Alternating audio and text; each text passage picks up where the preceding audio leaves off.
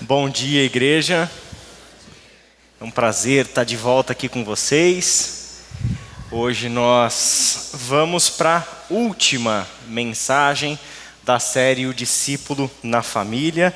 Hoje vamos conversar sobre José e sobre os seus irmãos, sobre essa perspectiva do conflito, do perdão e do cuidado. Última mensagem porque semana que vem, é isso mesmo, dia 26, semana que vem, né? Sabe o que isso significa? Que semana que vem, esse horário, nós estaremos já com a corrida da arca terminada. Já teremos feito aquela festa maravilhosa que é a corrida da arca.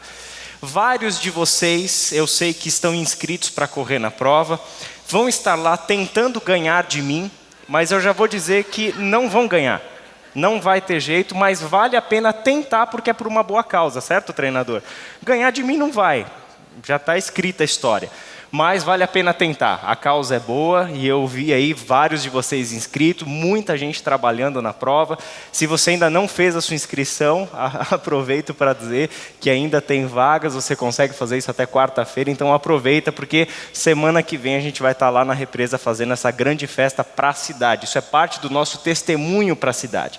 Então leve a corrida da arca com essa perspectiva, certo, gente? Vamos ao nosso texto de hoje, Gênesis capítulo 50, último capítulo do livro de Gênesis, as últimas palavras do livro de Gênesis, o tão importante, o tão valioso livro de Gênesis dentro de toda a história das Escrituras, toda a história bíblica. Gênesis tem um papel fundamental.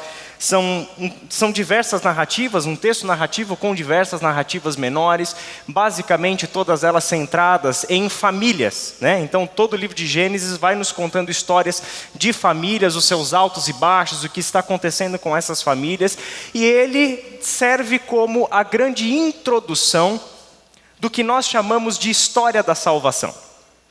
O que é essa história na qual você e eu estamos inseridos? Como salvos em Cristo Jesus, como homens e mulheres que estão salvos por meio do que Cristo Jesus fez por nós na cruz do Calvário e temos a certeza da nossa esperança eterna, a certeza da nossa salvação eterna.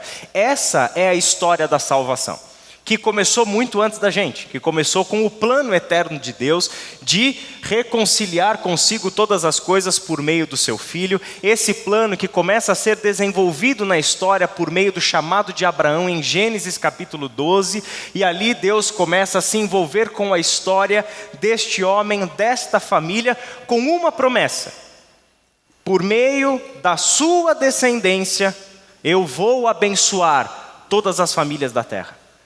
Por meio da sua descendência, Abraão, este é o meu plano, esta é a minha promessa, este é o pacto de fidelidade que eu faço comigo mesmo. Eu vou abençoar todas as famílias da terra por meio da sua descendência. Então o livro de Gênesis cria este cenário, nos dá as primeiras famílias que constituem esse grande plano de salvação de Deus, na qual nós estamos inseridos, essa grande história.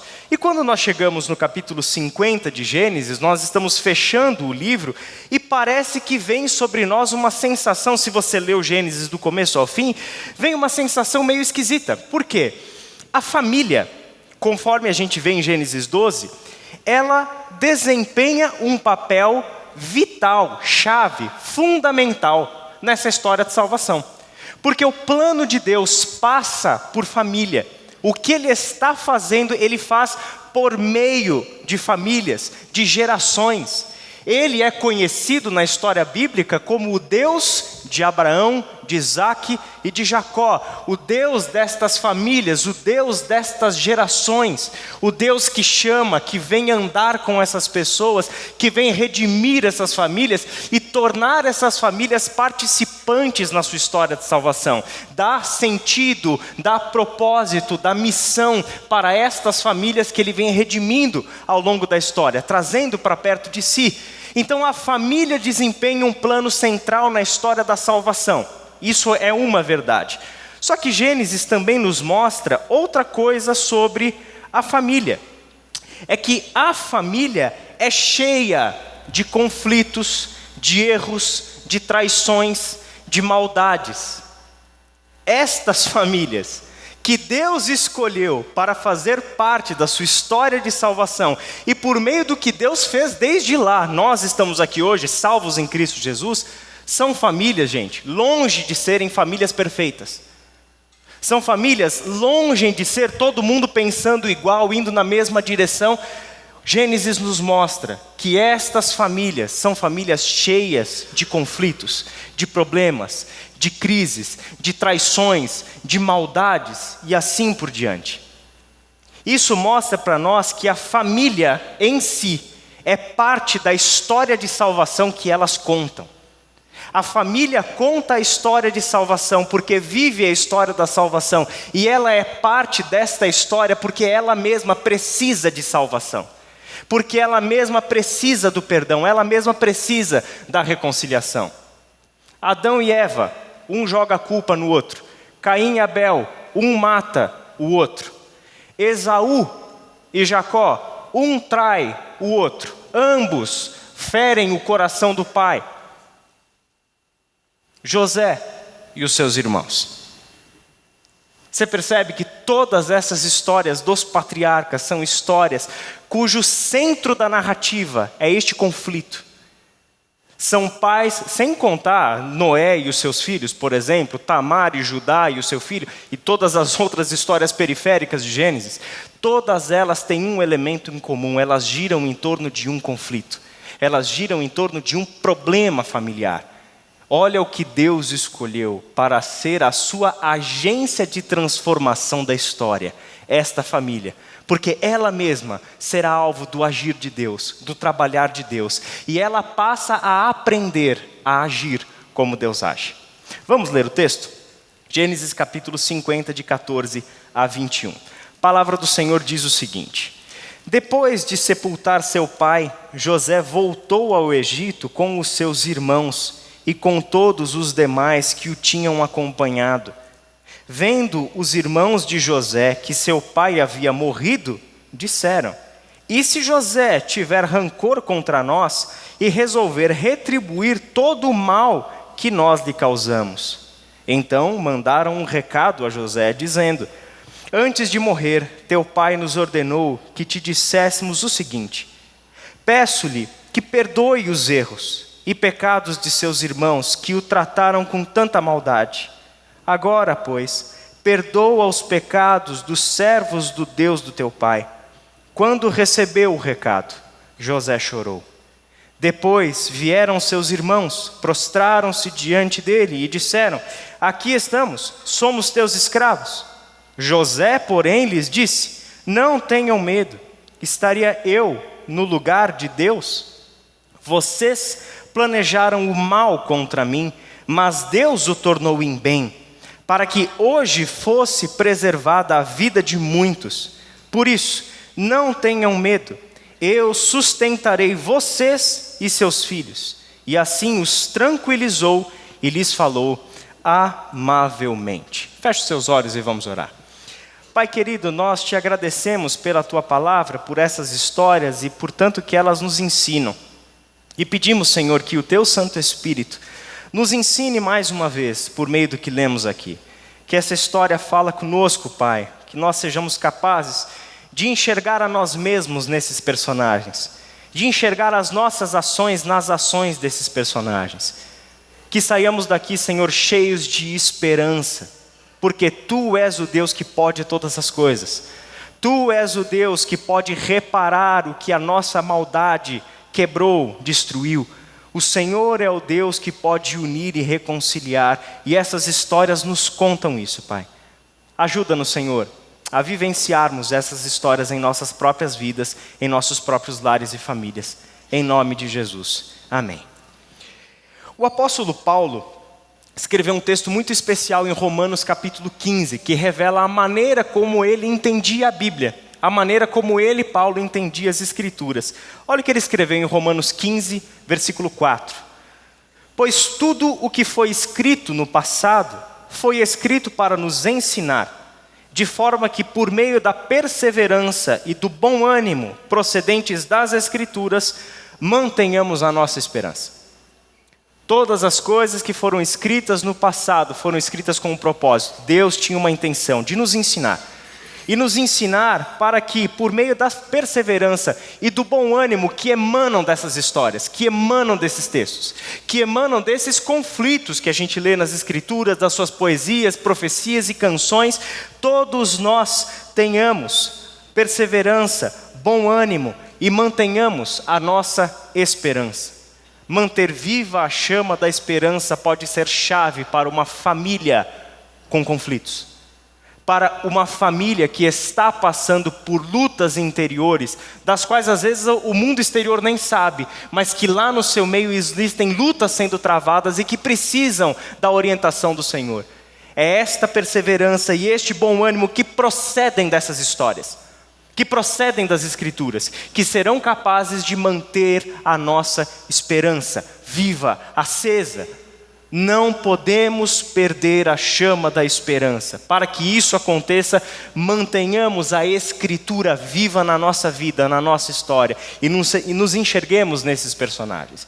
E é o que a gente vai fazer com a história de José, pelo menos este final da história de José, já que de todas as histórias do livro de Gênesis, esta é a maior, uma história que começa em Gênesis capítulo 38 e vai até Gênesis 50. Então não dá tempo de contar toda essa história, mas ao longo dessa semana nas devocionais a gente vai visitar essa história inteira. Então espero que vocês estejam acompanhando as devocionais aí.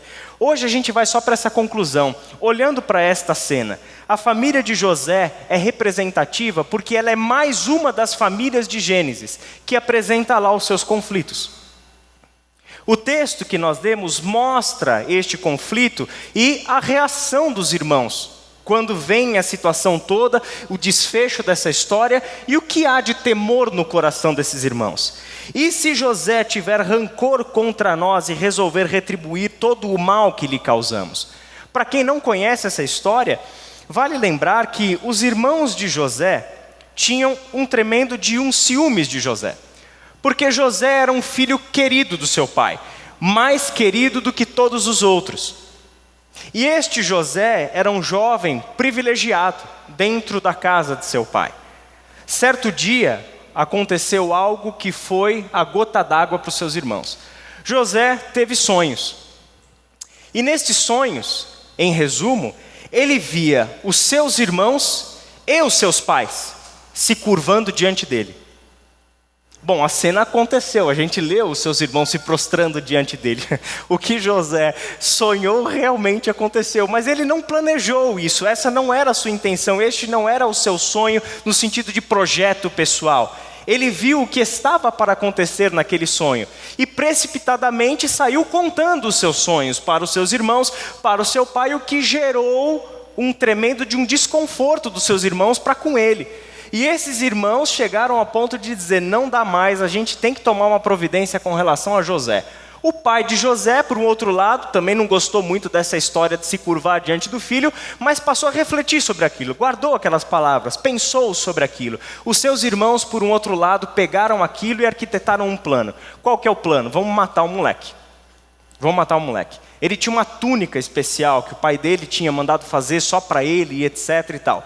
Só que quando eles foram lá para matar o menino, um irmão teve uma ideia. Ao invés de matar, vamos fazer o seguinte, mata um animal, mancha a túnica com sangue. A gente leva essa túnica para o nosso pai, toda manchada de sangue, dizendo para o nosso pai que um animal pegou José. E o menino está morto. Só que o que a gente faz? A gente ganha um dinheiro com ele. Ao invés de matar o menino, a gente vende ele como escravo para uma caravana de ismaelitas que rumava ao Egito. E foi exatamente o que aconteceu. José foi vendido como um escravo para uma caravana de ismaelitas, foi parar dentro do Egito foi parar na casa do Potifar. E ali acontece uma sucessão de eventos, onde José é injustiçado, só que Deus está com José. José é injustiçado e Deus está com José. E quando a gente vai achando que a história de José está chegando no fundo do poço, aí se manifesta a grande virada na história de José. Ele faz uma intervenção num sonho do próprio faraó. E o que acontece? Quando o faraó ouve José com a sua ideia sobre como administrar o Egito para enfrentar os tempos de fome, o faraó diz, esse cara é especial, Deus está com ele. Deus está com ele.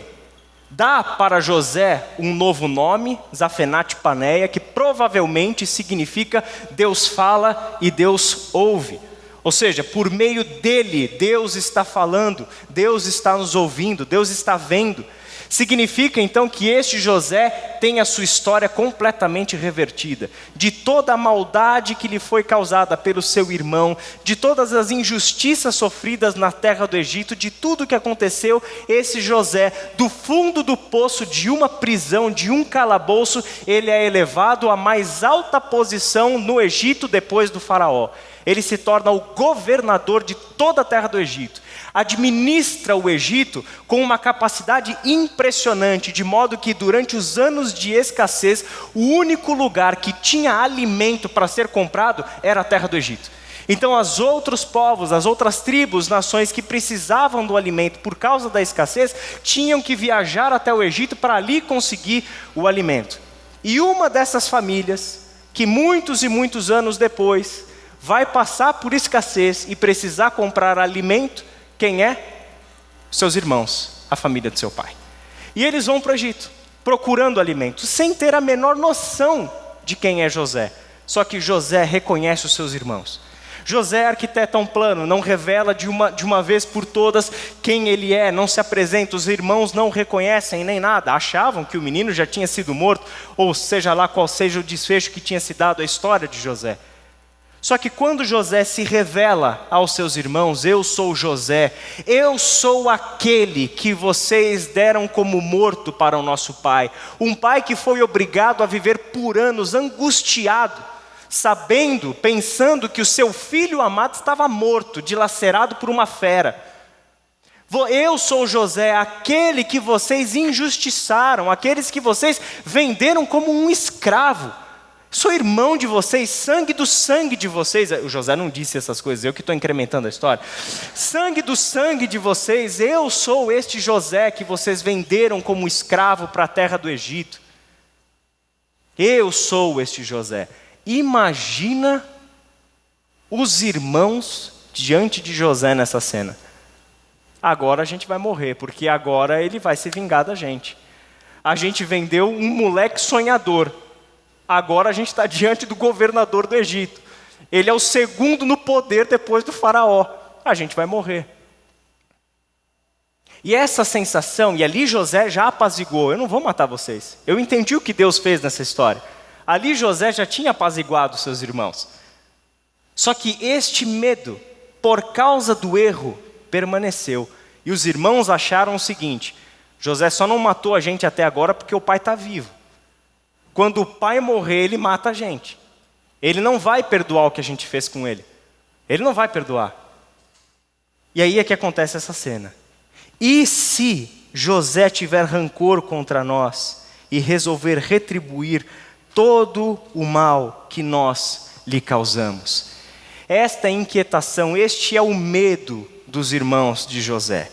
E aí essa história vem mostrando algo que essas histórias familiares de Gênesis também vêm mostrando para nós, que é o protagonismo que o perdão tem na história da salvação.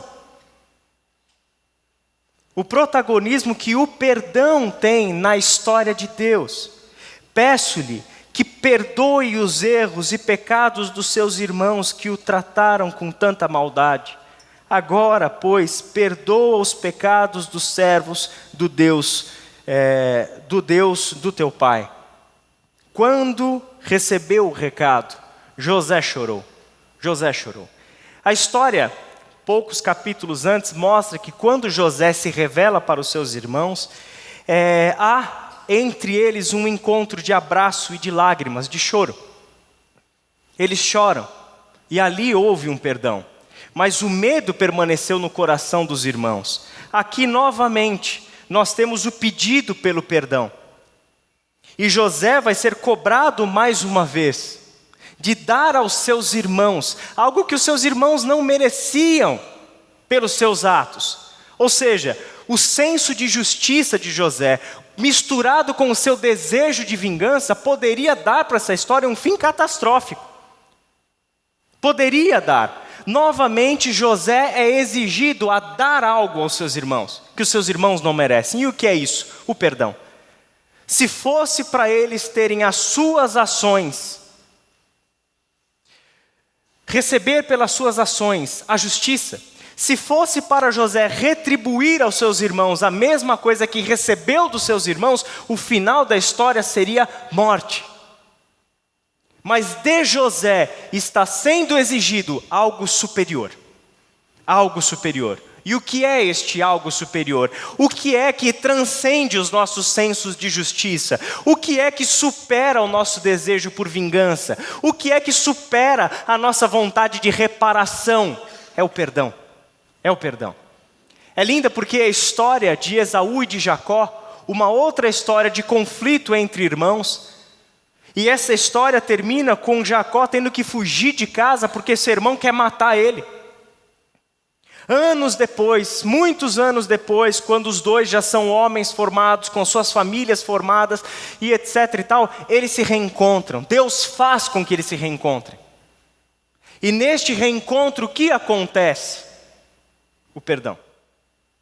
Há um abraço entre os dois, eles choram e um diz para o outro: contemplar a tua face é como contemplar a face de Deus. Meu irmão, minha irmã, o que é contemplar a face de Deus se não contemplar o perdão?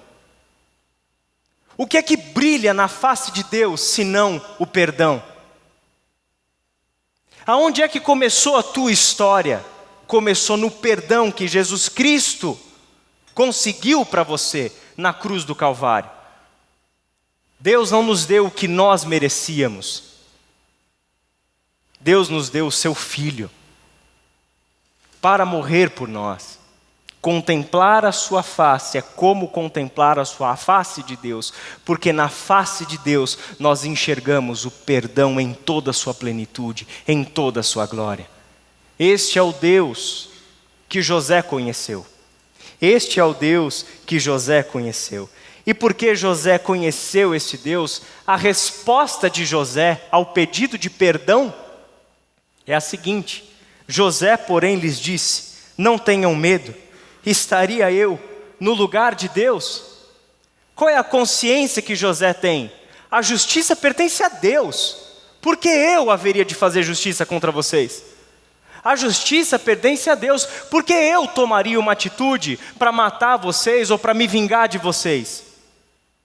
Eu não sou o Senhor da vida de vocês. A vida de vocês não pertence a mim. Eu não estou no lugar de Deus. Eu sei quem eu sou. Eu sei o meu lugar nessa história.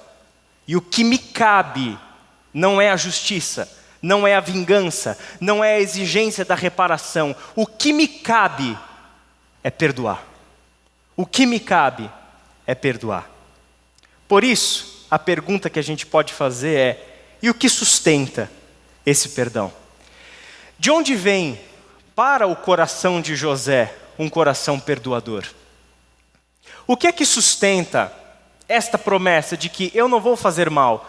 E anos depois ele volta a dizer: eu não vou fazer mal. Eu prometi e eu não vou fazer mal contra vocês. O que é que sustenta esta decisão de nunca trazer para nós algo que só pertence a Deus, que é o juízo?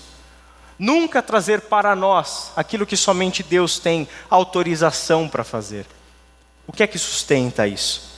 Existe em José uma profunda consciência de como Deus age. José conhece o seu Deus. José sabe exatamente o jeito dele de agir. E aí José disse o seguinte para os seus irmãos: vocês planejaram o mal contra mim, mas Deus o tornou em bem, para que hoje fosse preservada a vida de muitos. José sabe como Deus age, e por isso José enxerga a situação da perspectiva de Deus. Então José não confunde as coisas. Ele tem clareza, ele é tremendamente realista. Ele sabe qual é a fonte do mal. Nesse caso, quem é a fonte do mal? Seus irmãos. Vocês planejaram o mal contra mim. E vocês executaram o mal contra mim. Ele tem consciência do que os seus irmãos fizeram. Ele sabe da injustiça sofrida. Ele sabe que toda aquela maldade que ele sofreu foi planejada, não foi acidental. Foi um plano a ser executado, com diversas ramificações, diversos detalhes, para cobrir a grande mentira que os seus irmãos contaram para o seu pai. Ele sabe que vocês planejaram o mal contra mim. Só que José sabe de uma outra coisa. Qual é a fonte do bem? Não é o nosso coração. A fonte do bem é o Senhor. Porque o que Deus está fazendo na história? Deus está transformando o mal em bem. Deus está transformando o mal em bem. Para pensar um pouco na sua vida. Nós entregamos o que para o Senhor? Nem sempre as nossas ações, os nossos planos, aquilo que nós executamos, que trazemos à realidade, são coisas que a gente poderia colocar o selo de que isso aqui é bom, isso aqui é bem que nós estamos entregando para Deus. Meu irmão, minha irmã, a história bíblica é repleta de histórias de pessoas como você e como eu, que ao longo da sua vida entregaram para Deus e entregaram para os outros muito mal. Muito mal.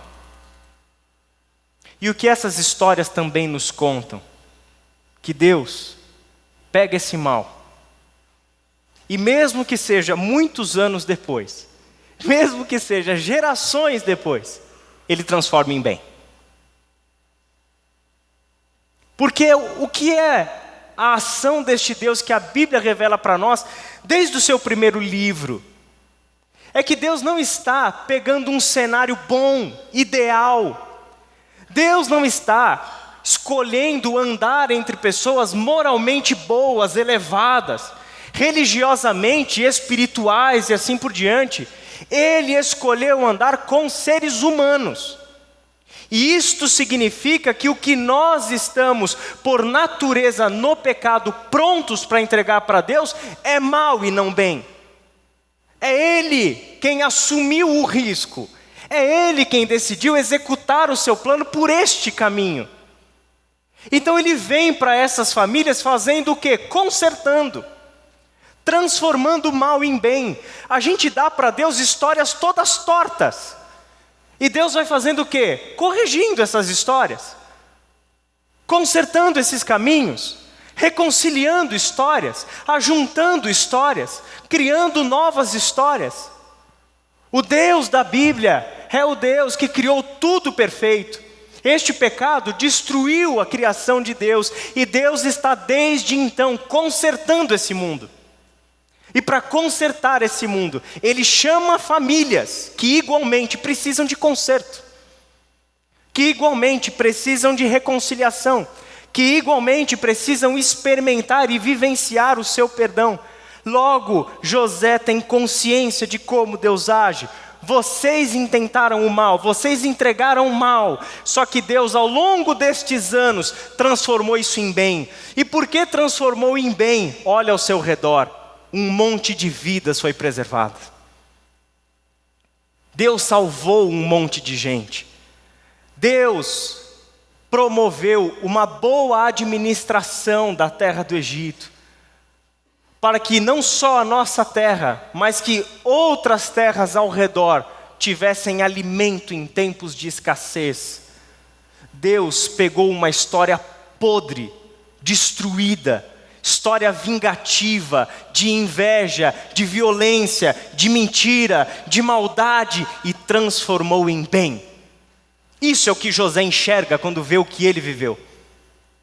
José já não enxerga mais com pesar. José já não enxerga mais como é por causa disso que eu vou agir. José já não enxerga mais a maldade dos seus irmãos como determinante na história.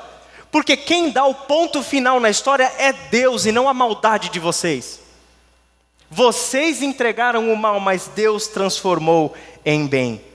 Por isso, vidas foram preservadas. E essa história, por fim, nos chama a viver como José. A agir como José. Ou seja, a perspectiva correta sobre a história, que é o enxergar da perspectiva de Deus, enxergar a história de um plano mais amplo, Enxergar a história de que o mal que aconteceu comigo salvou vidas.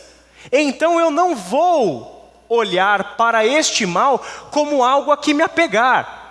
E o coração ressentido dá lugar a um coração bondoso, amoroso, generoso. Um coração que tinha tudo para se apegar na pena e na dó de si mesmo, para se apegar naquele sentimento de rejeição, de violação, aquele sentimento de injustiça. Este coração cede lugar para um coração segundo o coração de Deus. Um coração perdoador, um coração misericordioso, um coração gracioso. José disse: por isso, não tenham medo, eu sustentarei vocês e seus filhos. E assim os tranquilizou e lhes falou amavelmente. Na posição do José, talvez nós é que precisaríamos ser tranquilizados. Na posição de José, nós é que precisaríamos que os que nos trouxeram o mal, que falassem amigavelmente com a gente. Não fala amigavelmente, você já fez tudo errado, agora fala grosso comigo para você ver o que eu faço. Talvez tenha sido uma posição invertida se fosse a gente ali. Mas o que José faz? Ele não apenas não dá o que os seus irmãos mereciam, como dá o que eles não mereciam. Ele não mata os seus irmãos e promete cuidar deles e da família deles. Misericórdia e graça. Misericórdia e graça. O que se vê na ação de José? O que se vê no caráter de Deus? Deus é misericordioso, perdoador. Deus é amor e Deus é graça. É o que se vê na ação de José. Por isso, ele é capaz de olhar para os seus irmãos e tirar do coração dos seus irmãos uma fonte de desespero, de angústia. Ele tira o medo. Não tenham medo. Eu faço aqui uma promessa com vocês. Eu vou cuidar de vocês e vou cuidar dos filhos de vocês. E ao invés de dar para os seus irmãos juízo, sentença, ao invés de levar os seus irmãos para experimentar o gosto amargo do que ele havia experimentado, ele fala com seus irmãos com amor e com tranquilidade. Quando a gente volta para o texto de Romanos, capítulo 15, versículo 4, pois tudo o que foi escrito no passado foi escrito para nos ensinar, de forma que por meio da perseverança e do bom ânimo procedente das Escrituras, mantenhamos a nossa esperança. A minha oração, enquanto eu pensava nessa mensagem, enquanto eu lia esse texto, enquanto eu preparava isso, sempre foi: Senhor, que essa seja uma mensagem de esperança para famílias. Que além de ser um desafio para agirmos bem, seja uma mensagem que traga sobre a sua igreja a esperança de que as nossas famílias não são perfeitas. Sua família não é perfeita? A família de José não era perfeita. A família de Abraão não era perfeita. A família de Jacó não era perfeita. A família de Davi não era perfeita. Só que todas essas famílias tiveram a oportunidade que você e eu temos, de aprender com o Deus que nos chamou, de agir segundo o caráter do Deus que nos chamou, a não agir como naturalmente nós agiríamos, pelo impulso, pelo senso de justiça misturado com desejo de vingança e aí destruir o que já está em frangalhos. Ele nos ensinou a agir com sabedoria, enxergando as coisas da perspectiva correta, enxergando as coisas a partir de uma história mais ampla do que a sua e do que a minha. A história de Deus, a história da salvação. A história de que uma família reconciliada se torna uma fonte de perdão e de salvação para muitas outras gentes, para muitas outras famílias, para muitas outras histórias. Que por meio do mal que nós entregamos, vivenciamos, o mal que a nossa família está vivendo, que por meio disso nós estamos falando do mesmo Deus que transforma mal em bem. Significa que o que você está vivendo hoje não é o ponto final. Não é o ponto final. Pode ser um ponto de partida para uma história nova, uma história de reconciliação. Por isso eu quero fechar lendo a sequência do texto de Romanos de Paulo. O Deus que concede perseverança e ânimo, dê a vocês um espírito de unidade, segundo Cristo Jesus, para que com um só coração e uma só voz, vocês glorifiquem ao Deus e Pai de nosso Senhor Jesus Cristo. Portanto, aceitem-se uns aos outros, da mesma forma com que Cristo os aceitou, a fim de que vocês glorifiquem a Deus. Este é o Deus que enche o nosso coração de perseverança e de ânimo. Este é o Deus que dá a nós um espírito de unidade e não de separação. Um espírito que une aquilo que o pecado quebrou. É Ele quem nos dá espírito de unidade segundo Cristo Jesus. Com isso tudo, o nosso Deus e Pai será glorificado. O que cabe a nós? O que cabe a nós no que toca ao nosso agir? O que cabe a nós é aceitarmos uns aos outros da mesma forma com que Cristo nos aceitou. O que cabe a nós é o perdão. O que cabe a nós é o perdão. Porque é somente por meio do perdão que nós aceitamos uns aos outros do jeito que Cristo nos aceitou. Como exatamente Cristo nos aceitou? Por meio do seu perdão. O seu sacrifício substitutivo, naquele sacrifício estava o nosso perdão. É ali que Ele estava fazendo novas todas as coisas na nossa história. Quando isso acontece, Deus é glorificado. Quando isso acontece, Deus é glorificado. Feche os teus olhos e vamos ter mais um momento de oração. Pai querido, nós queremos Te agradecer por essa história e pelas possibilidades que essa história abre para nós. Primeiro porque ela escancara a verdade sobre o que são famílias. São estruturas, Pai, centrais na sua história de salvação. E ao mesmo tempo, são desafios constantes. São histórias de conflitos, de erros, de desavença, de vingança, de maldade. São tantas tragédias, Senhor. Famílias são longe de ser o ideal.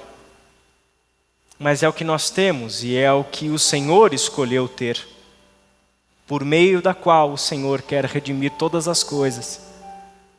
Obrigado, Senhor, porque essas pessoas que estão aqui são essas que já entenderam isso. Que já pararam de idealizar famílias perfeitas para passarem a idealizar e a vivenciar famílias que se prostram diante do Senhor, que reconhecem as suas limitações, que se perdoam mutuamente, porque sabem que vão falhar. Pai querido, que as nossas famílias, Senhor, vivam histórias como essas que a Tua palavra nos conta. Que as nossas famílias, Pai, se enxerguem como instrumentos poderosos nas Tuas mãos, não pelo que elas são, mas por aquilo que o Senhor pode fazer em nós e por meio de nós. Pai querido, que entre nós haja, Senhor, a reconciliação e o perdão. Que o perdão seja o protagonista nessas histórias. Não o nosso desejo de vingança, reparação, não o coração ressentido, mas o coração misericordioso e gracioso, assim como é o do Senhor. Que em nós se reflita o Teu caráter, que em nós se veja o Seu agir, que em nossas famílias, Pai amado, se manifeste o Teu amor e a Tua graça. Pai amado, visite cada um dos lares nossos aqui. São tantos e tantos conflitos de diversas ordens, de diversas origens, que se manifestam de formas tão distintas, tão diferentes. Mas para que todos eles, Pai, nós sabemos que temos um Deus que é poderoso, para um Deus que pode reverter histórias, para um Deus que sabe como ninguém transformar o mal em bem. É em nome de Jesus que nós oramos. Amém.